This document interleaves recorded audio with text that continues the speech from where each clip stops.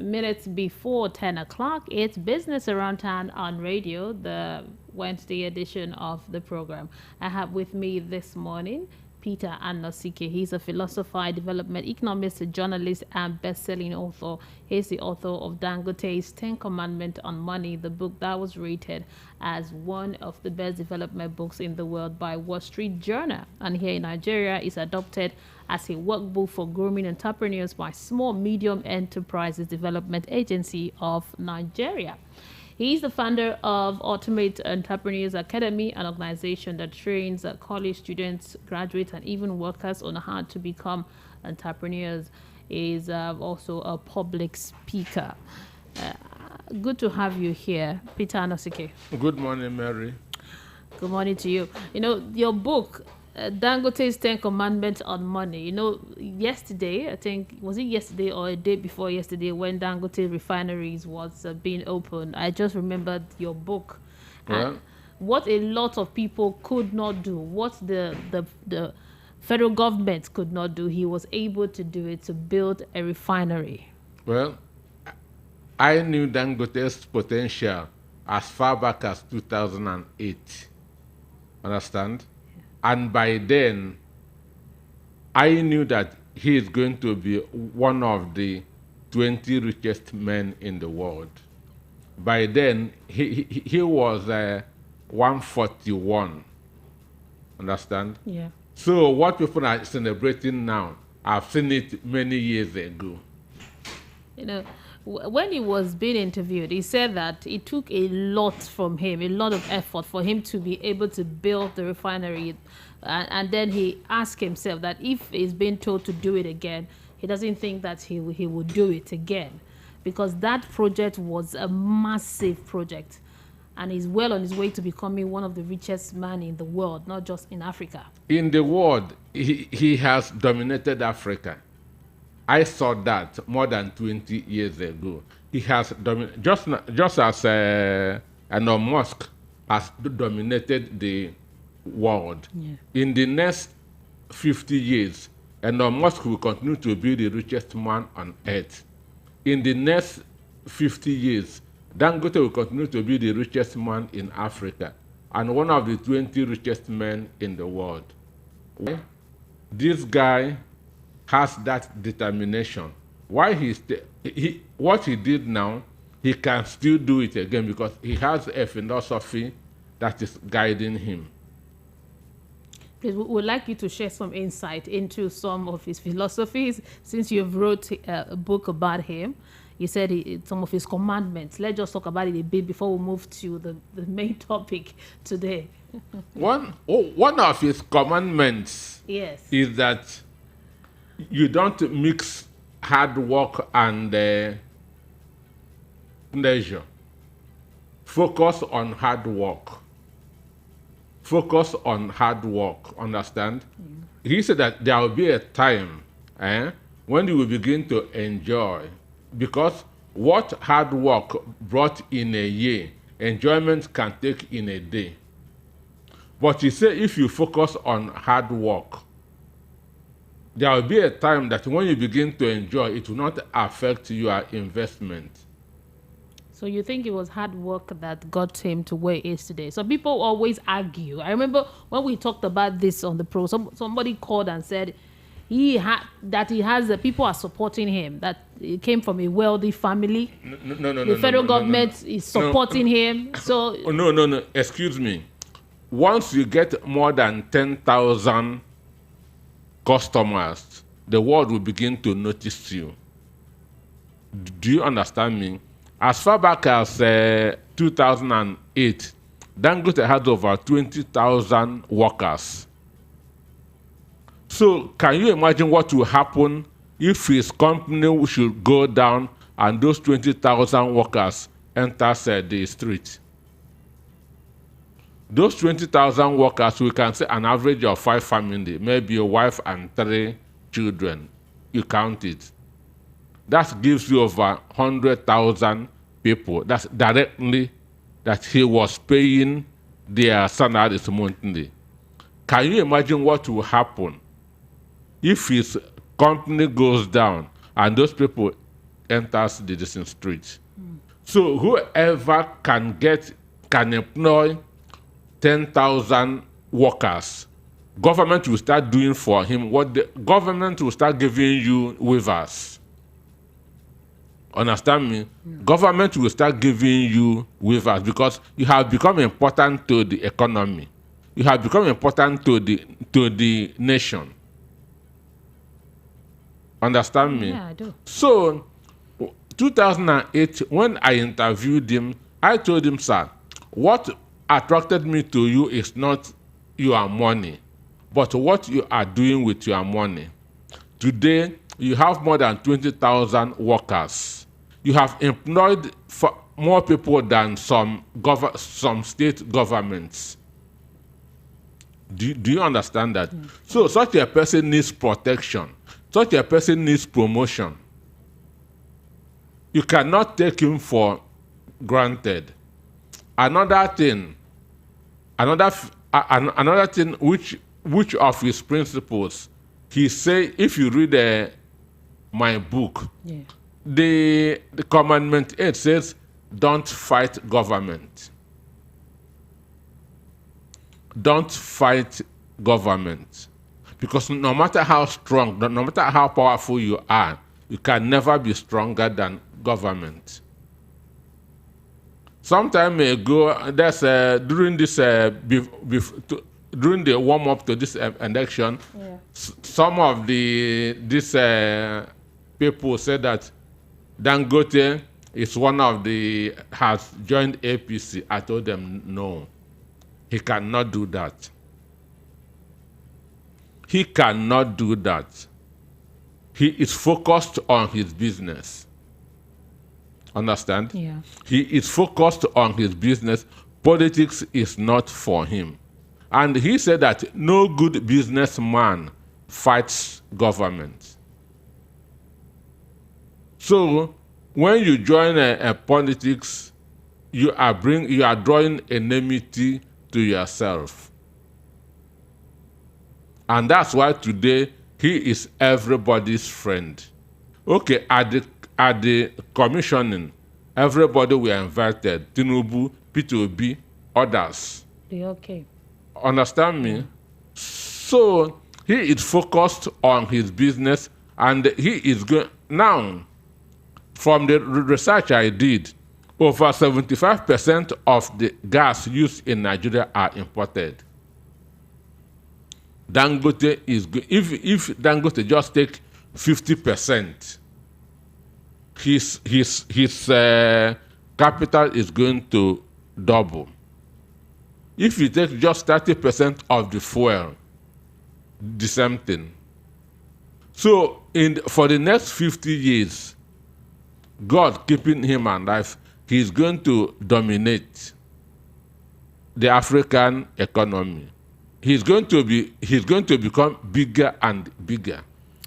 Now let's look at the background, because another argument is when they look at Dangote, they'll say that he came from a wealthy family. I think his father-in-law, no, his Father-in-law on the father-in-law, yes, yes, on the mother's side gave him gave him 500,000 years ago, and he got the support. That is how he built his business. Okay, excuse me, but Aliko is not the only person that Dan Tata supported.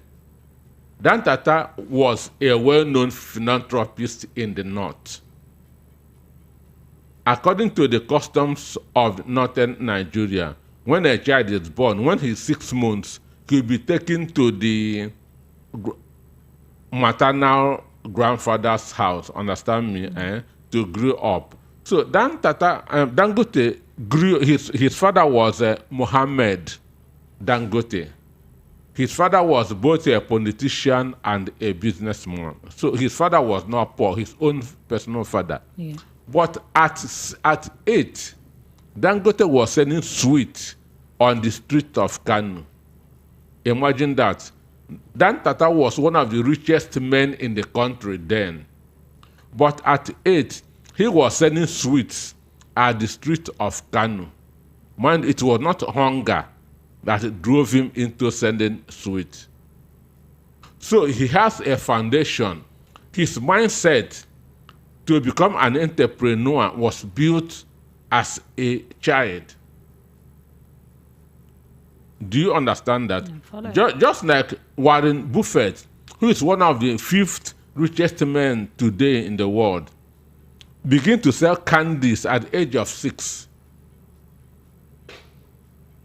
Do you understand that? The owner of McDonald's started business as 11, and he said, oh, he started very late. Elon Musk built his first computer game at age 12. That was 1984, and sold it at $500, 1984, at 12. Steve Jobs, the co-founder of Apple, got his first job at 12. At 12, Zuckerberg has built an electronic device. At 17, Bill Gates has built a traffic control mechanism. Do you understand that? So these people begin from childhood to begin to think like entrepreneurs. You can never beat them. You can never beat them.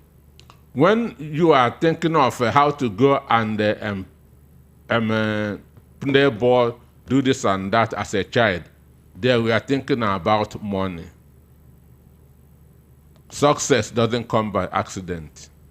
Now, with your interaction with Dangote, that's why we are having this conversation. You've written a book about him. You've spoken to him one-on-one. You've been to his office. Over and over. I used to go to his office every week. So this is someone that you have spoken with. And again, time consciousness. If Dangote, if you come a minute past 12, he will be angry with you. He says that you are eating into another person's time. Understand? So his time consciousness is out of this world. And this is what makes people succeed. And again, he is as one of the most humble people on earth. So would you say it's purely hard work? So I'm not, what I'm seeing is not an accident. It's not luck. Understand me? It's a mentality that was built over gave him money. Dan Tata gave many other people money. Where are they today? Those that said that government is supporting him, there's a stage you will know, you will reach, government will begin to support you. If government are not supporting you now, you've not gotten to that stage. Dangote struggled. Understand me? He struggled to become what he is today. So it doesn't come by patronage. Anywhere he is number one today, he was a challenger. He never started anywhere as number one. Dangote's story is quite interesting. He never started anywhere as number one. When he was starting, we had Isiaka Rabiu, we have the Nzeribes, we have the Abiondas. He started business in 1978. We have the Chanchanjis. Do you understand? So there were heavyweights in the 70s that you even have to be scared that to enter into business. Understand? But he braved it. I'm going to struggle. I'm going to succeed. So it took him 30 years, 1978 to 2008 to become the richest man in Africa. 30 years. But some youths will tell you we need an overnight success.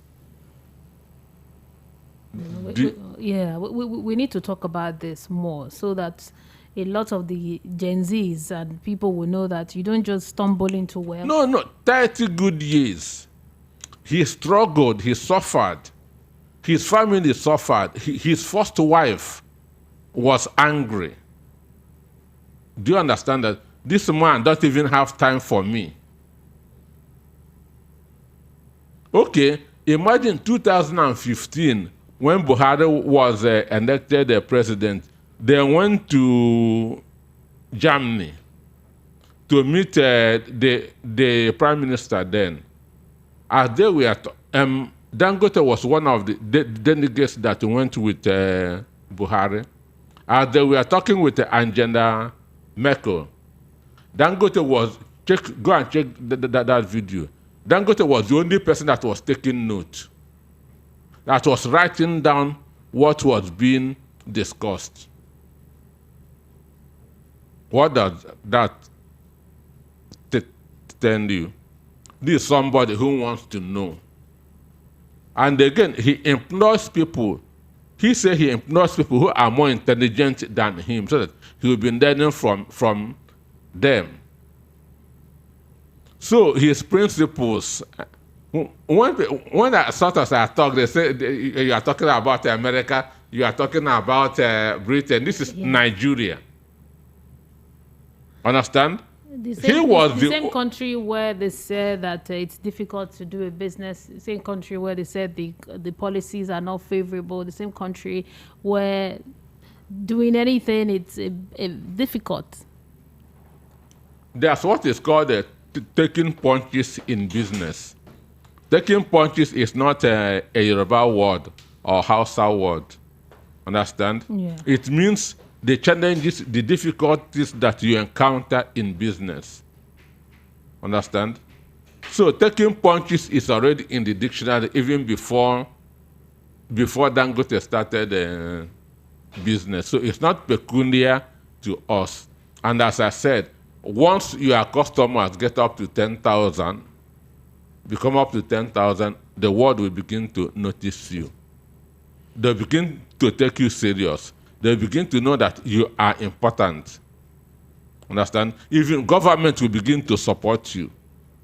Once your employers get up to 10,000, government cannot leave you, and they begin to give you waivers because they know what will happen if your company should go down, if your business should go down.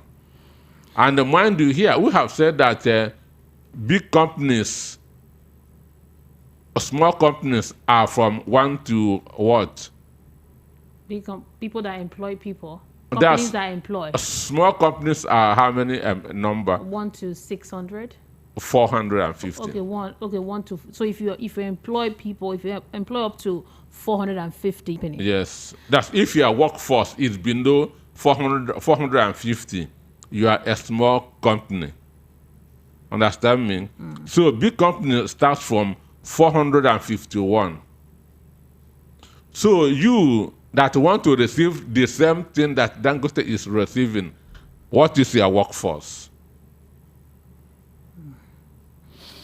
Because he did not just start and begin that to get patronage from government. Understand? Yeah. He got to a certain standard.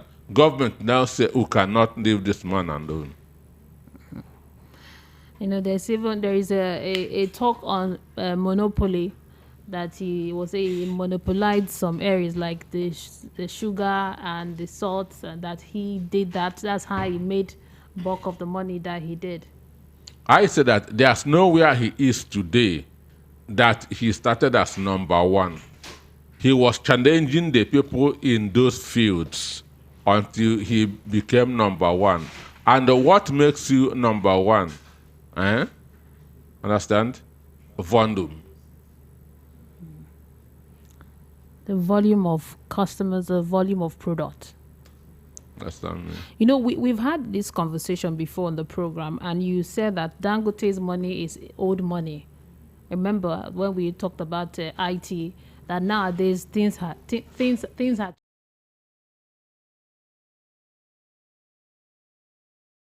online. People are online, and people are making business now. Business now is digital. Understand me? Business has gone digital.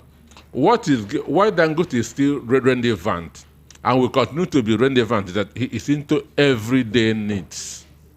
Simple. He is into everyday needs. You must fuel your car. You must eat. You must buy gas. Farmers must use fertilizer. These are everyday needs. So that's why he has remained relevant. If not, he would have gone down 20 years ago. You're listening to Business Around Town on Radio Voice of the People 90.3 FM. We're speaking with Peter Anosike. He's a philosopher, a development economist, a journalist, and the best-selling author. The author of Dangote's 10 Commandments on Money. We had to talk about Dangote a bit because this week he opened the biggest refinery in the world. That's going to be producing 650,000 barrels of petroleum product. That's huge. And we had to take a dive into his person, Dangote as a person. And you've interviewed him, you've spoken to him, you've been with him on countless occasions. So we needed to know some of his principles. And you shared with us too. Maybe some other time you tell us more. Maybe tell us the eight. I can talk about him for the whole year. I can talk about him. You said one, hard work. That don't mix business with pleasure. Yeah, I think you talked about. Sure. Yeah, hard work. And also said time management. That he doesn't time play management with his time. Don't fight government. Yes, don't fight government. Believe in your country. Okay, those are some of the commandments that sure. Believe in your country. That something good can come out, because the Bible says that you can never benefit from what you can never benefit from what you neglect. What you don't believe in. Understand me? So he believes in Nigeria and he is reaping that the benefit. Because one, he saw our population. He saw us as a developing country. I know that as a developing country, one, we need cement. There must be constructions must be going on. That's one of the reasons he went into cement, because Nigeria is a developing country, and as such, we must be constructing. So, if you go to America or Britain and open up a cement factory, you will fall under a year, because most of their constructions are no more being done with cement. Interesting. Now let's move to the topic of the day. Although the phone lines are buzzing, I know you want to contribute to this conversation. You want to tell us what you know about Dangote, what you think about him. Some people have this belief that he's just lucky. That he's just lucky. Yes, that's why. Never call a successful man lucky. I've had the conversation. They will never call and call say, a don't successful say that. man lucky. No. So, it's not success. And now, an instance, people from other countries, they read my book on Dangote more than Nigerians. Do you understand? Because it's Babangida money. It's Obasanjo money. Yeah. We know how he made that money. But people from the other countries are far more. When they see my book, they read it like a Bible. Who is this man? What made him tick? Let me see it. But here, everybody can tell you, when he came to Lagos in 1977, I was his landlord. And so what? Remember what Sanwo-Olu said when they were opening the refinery? He says he came to Lagos with nothing. No. 40-something years ago. No. Remember, he says so. Yes, he says so. But it's wrong. You see, everybody has something to say about. It's wrong. His father, Muhammad Dangote, was a rich man. Understand? His in-law, Dan Tata, was a rich man. So there's no way he could have come to Lagos empty-handed. He saw opportunity here and came. He started importing cement in 1978. Understand? And then he was making a profit of 1,400 naira. Understand? So I will give you the real story, the unpainted, the unpoliticized story. of him. So saying that he kept empty-handed is not true. You know what we'll do is maybe from next week we will have a time for this to know some of the richest men in Nigeria. No, we should be talking about him because he has set the trail. Understand? What people don't even know, he has the biggest sack manufacturing company in the world. Sack. You know, that's not even common knowledge. People don't know that. Dangote has the biggest sack manufacturing company in the world. So, and there are a lot of things that people... So you're saying what made him is his hard work. So I've given you that's a lot of... I've told you that, one, his humbleness. That's the willingness to read. I told you that when he and Buhari went to Germany, he was the only person that was taking note, that was writing down what was being discussed. Can you imagine that? Yeah. Then then his time management is super. You hardly see him any scandal. That one scandal, one story, one news story. He's always very quiet, minding his business. You hardly wake up to a story of Dangote did this, Dangote was seen with this or that. And again, you don't see him throwing money at parties. Do you understand that? You don't see him throwing money at parties because he is focused. Now let's move on to our topic for the day. The time is 1 minute past 10. I'll pick calls very soon, so you could call in and join the conversation. Feel free to join the conversation. If you have another view of what we've talked about, maybe you have another insight that you want to share with us, why not? You could call in on 0700 903 903 903, or you could send in a WhatsApp message to 0700 903 9039. So let's get talking now. Today on Business Around Town, the topic of discussion is business networking and relationship building. That's what we want to look at now: business networking and relationship building. Now, networking in business is very important. It can open doors to new opportunity that might be out of reach if you know how to network. And also, if you know how to build relationship, you can scale your business. You can do a lot of things.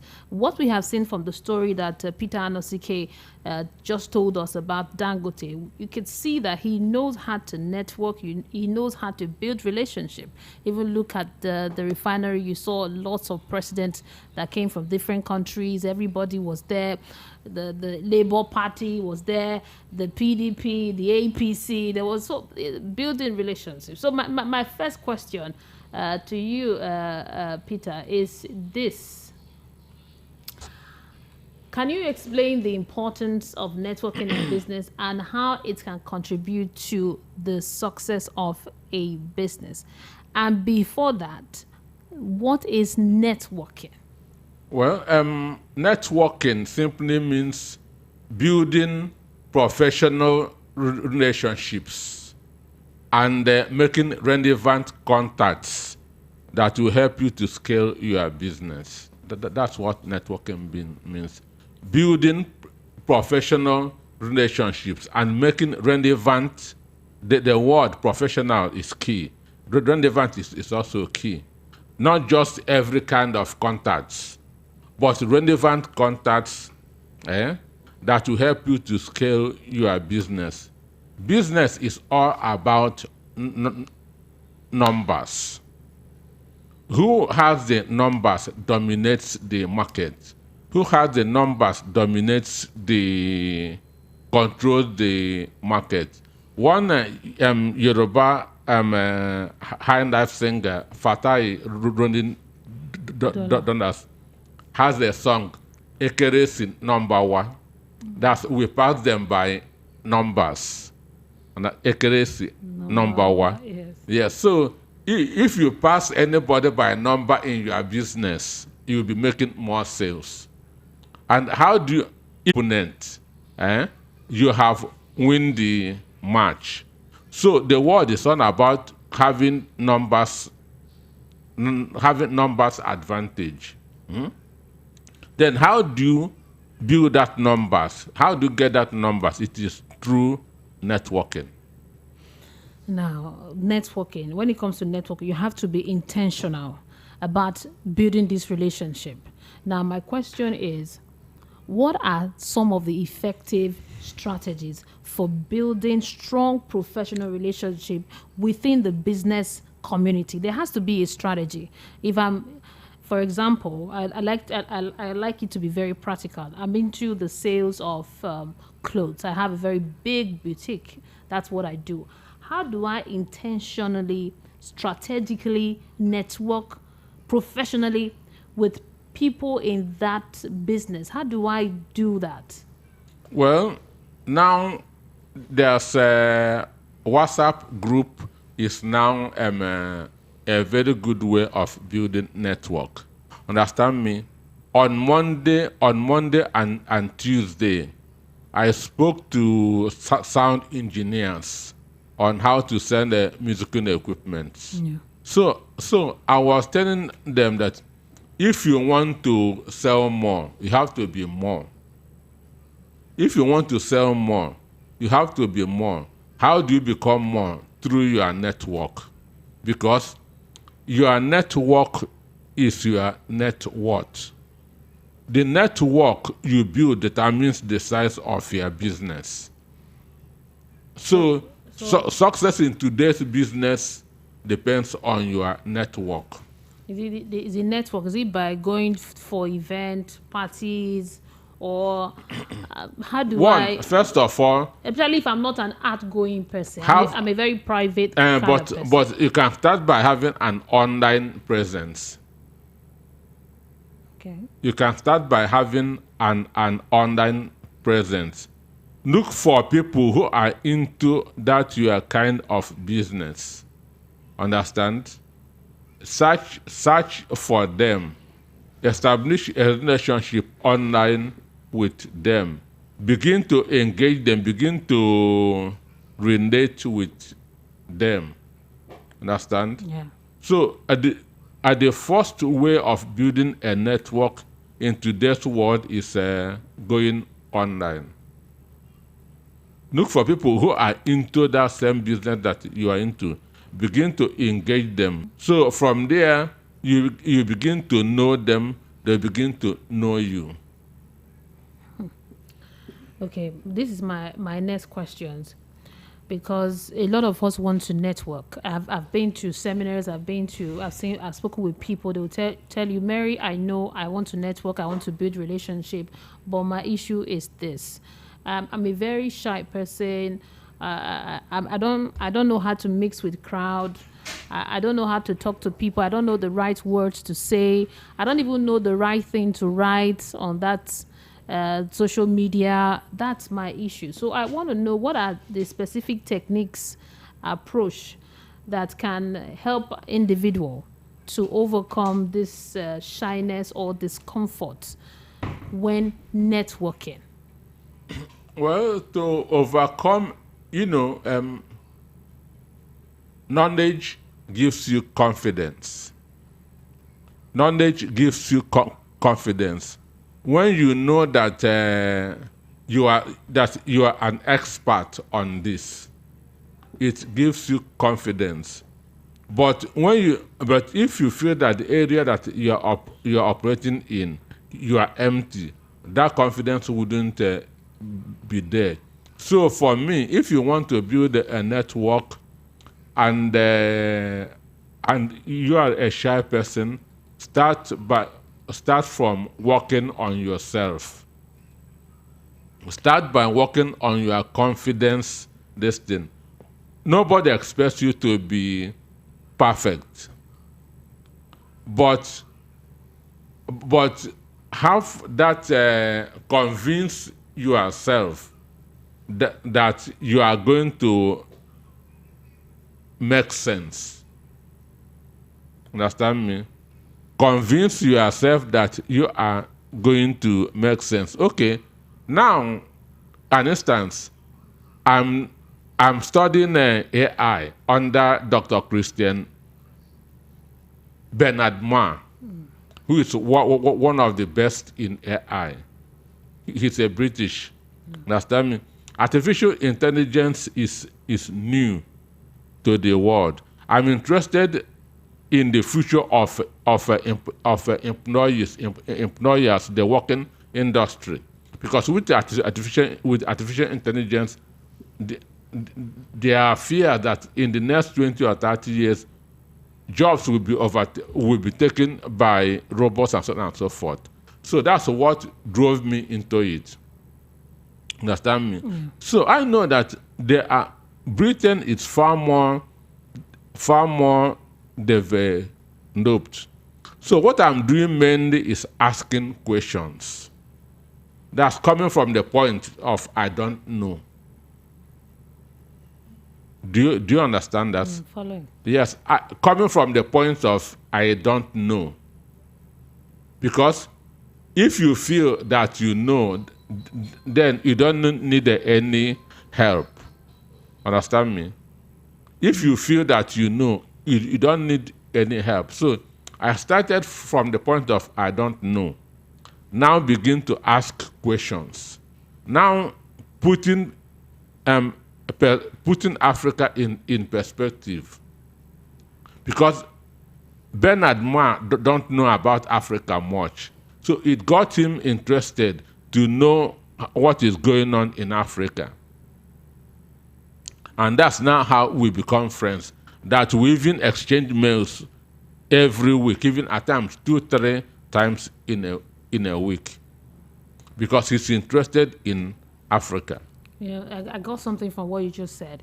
It's you have to have something to offer when you're networking.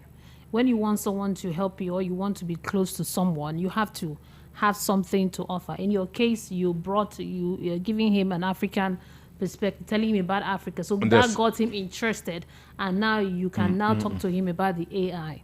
So it's good that you always have something to offer when you're networking with people. Okay, that's great. So you said to overcome shyness, you have to be confident. Work on your confidence level, because knowledge brings confidence. Understand me? If you know what you are talking, you will not be shy. Understand?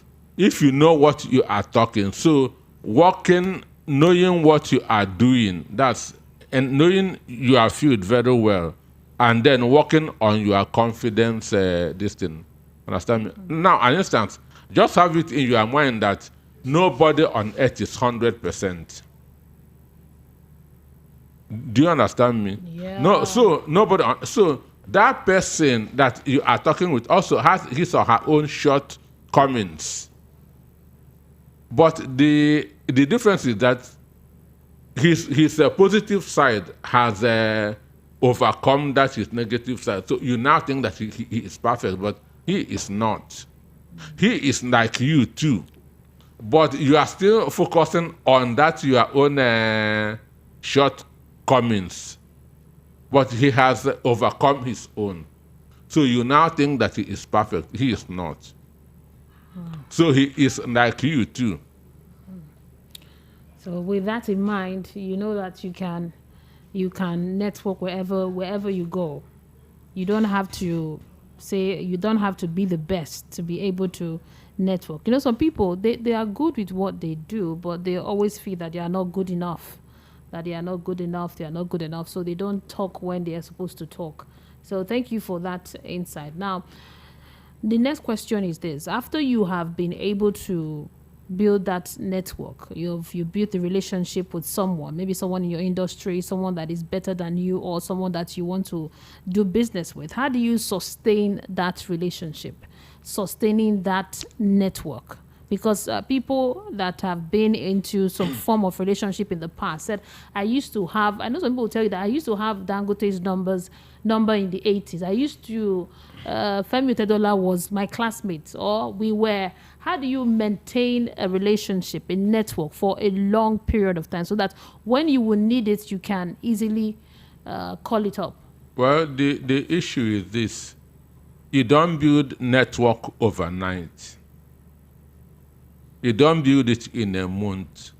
You don't build it in 6 months. It is a continuous exercise. You always continue to engage your network. You will always continue to engage your network. It is not something that will materialize in a month. So it depends on your mindset. Don't feel that this network is going to give me what I want in 3 months or in 6 months. So there should be continuous engagement before trust will be built. Understand me? It's after trust has been built that you now begin to reap the reward of your network. Understand? Somebody cannot trust you in a week or in a month. So building network, it is not that's an overnight thing. No, it is a long-term project. Just have it in your mind that building network is a long-term project, not a short-term project. And if you have that in your mind, you will be able to, it is like sowing a seed, watering it, then it will grow. You continue to tame it until it becomes a giant tree. That's how building a network is a long-term thing. No, this your advice. Your advice you just gave now is very effective when you're running an online business. Most people, when they've heard about build an online business, go to social media, use your Instagram, your WhatsApp, your TikTok, and they go there, they post their products, and nobody buys. They don't take time to build the relationship, to build the network with people that are following them. So they want it now. I post today, I'm already making sales. But from what you just said now, it's important that we note that it's a long-term thing. Yes. So when you go there, you put your content, you build it over time. And when it gets to a certain level, you start reaping from it. Thank you so much for that. And the phone lines are open. We have few minutes to go. So I'll be reading some of the WhatsApp messages that we have gotten. The numbers to send in your WhatsApp message to is 0700 903 9039. That is the WhatsApp. Y for call is 0700 903 903 903. Okay, the first one here says, good morning, Mary. I like the Dangote discussion you guys are having in the studio. I always tell my friends that Dangote did not just make it. He wasn't there because they helped him, but he worked hard and he had the favor of God. That man must be a hard worker. My name is Josephine, and thank you for the insight. Josephine, thank you. Okay, another message here says, good morning, voice of the people. I like the Dangote discussion also. It's quite interesting. When I heard that he single-handedly built the biggest refinery in Africa, I said there must be something about this man I'm willing to learn. I would like to buy the book written by Peter Anosike on Dangote's 10 Commandments on money. Where can I get it? Okay, we'll answer the question. Mr. Peter will answer the question. He's right here. Okay, good morning to you, Mary and Anosike. Thank you for that insight. You told us that determination and hard work is what took Dangote to where he is today. My question is this. I have been working hard for a long time. I'm a dedicated person. I'm into the sale of spare parts. I have worked hard with dedication. I don't mix my business with pleasure. I put in all the effort. I don't play with my time. I don't have any problem with government. I've made some money, but you cannot compare me with Dangote. So I think there is more to this Dangote making this kind of money to what you were saying. There must be some secrets that is going on. Okay, my name is Maxwell. I don't know if you want to comment on Maxwell. Well, the way he's praising himself, I cannot even praise myself that way. He said he's a hard worker. He doesn't do that. who is his teacher, understand me, who has marked that script, understand, and give him that's all those listen, Yeah. marks. So to me, it's strange. No, you can mark yourself. No. You heard in the news this morning how our president marked himself. He said some of the policy that he did, Nigerians are praising him for it. So you can actually appraise yourself. Then why did he say that if Nigeria disturb him, Nigeria will protect him?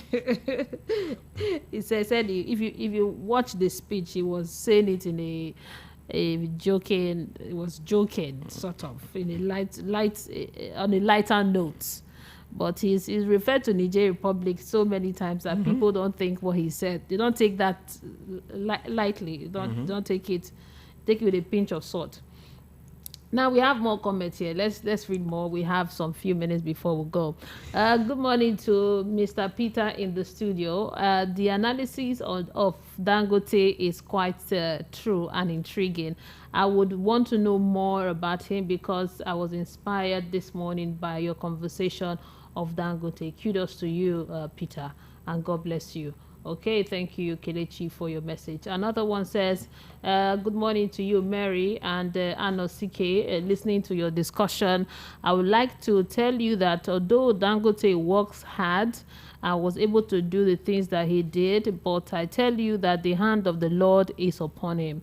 There are people that are destined to they are destined to be this great. It's not just hard work. There's a spiritual undertone to a lot of all of this discussion. The mere man does not know, but people like this, they are not many. God brings them to the earth, bless them for a reason. So I would advise people not to be wary or to be discouraged when they are working hard and they are not seeing so much result like Dangote. I think it has the blessing of God and there are spiritual stuff underneath. Okay, my name is Mr. Maxwell Adedeji. So, should I move on, or you want to comment on the? Should move on? There's nothing to comment. There is spiritual undertone that people like this are chosen. It's not just hard work. Okay. If you say I should move on, I'll move on. I don't know what. To me, God is not partial. Understand? He created everybody and cannot choose some and leave some. So it's a level playing field for everybody. Yes, that's why he's God. That's what you believe. God of all. God of all. Not God of some people. Okay, well, let's not even go into that argument this morning. 0700 903 903 903 is the number to call, or just send us a WhatsApp message 0700 903 9039. Now back to the conversation before I take one or two messages to round off on the networking and building lasting relationship to grow your business. I would like to know your parting shot on this, because we're almost rounding off. Although I have more questions, but let's round off. You can read that questions. Okay. Okay. Good morning, Voice of the People. Thank you so much for the message that you are reading, and also for making me part of this program. I have enjoyed it about Dangote. I'm in my early 20s. I'm 21. Good. My name is Ifeanyi. I am a focused somebody. But I would like to be like Dangote. Please, any advice for me? Ifeanyi from Ijigbo. Well, at that age, 21 is cool. Understand me? Being like Dangote, one is one, knowing what you are passionate about. Knowing what you are passionate about and trying to do it more than other people. Because what makes you successful is doing what others will not be able to do, or doing something better than the other people in that same field. So that's what makes people successful. And again, success is a result of continuous learning and improvement. So whatever that you have passion for, continued learning and improvement will take you high on that field. Okay, Okay, and lastly, because of time, good morning to you, Peter Anosike. I really appreciate you. On Dangote Dandata businesses, do you know of their business history about importation of sugar and Paraguay, South Africa during the 70s and early 80s? Please, what exactly happened to Nakalago cement factory? Okay. Lastly, Nkanago, that's Nkanago. Nkalago. Yes, that's in Ebonyi. It's in the east in Ebonyi State. Okay, so please, what happened to Nakalago No, cement? Nkanago, that's Nkala. Nkalago. Nkanago, yes. It's an Igbo word, right? Yes, it's a cement factory in Ebonyi State, which Dangote wanted to buy.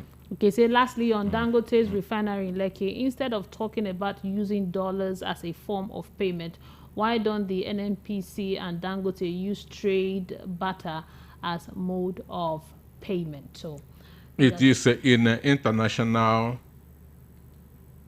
free zone. Understand me? yeah. Where it is, is dollars that you can use there.